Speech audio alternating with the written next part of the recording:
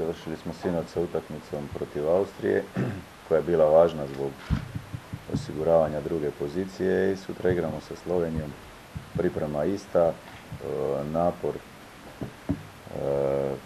Da, oni igraju brzo, u svakom trenutku vuku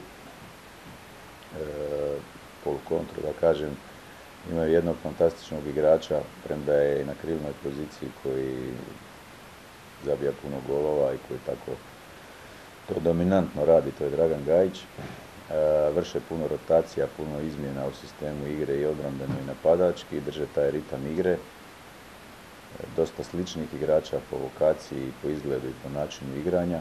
Očigledno da je selektor Denić i radio na takvom izboru igrača da se prilagode u sistemu njegove igre.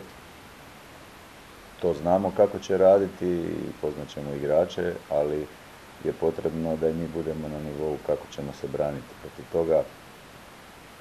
Određene nepoznanice, neki sistemi igre koji bi mogli ponuditi ili mi ili Slovenija. Jednostavno turnir ti ne dozvoljava dovoljno vremena da budeš maksimalno spreman za neku novost. Tako da ovo što je jedna i druga reprezentacija pokazala na ovih 5 utakmica, pretpostavljam da će to biti osnov sutrašnje igre u kojoj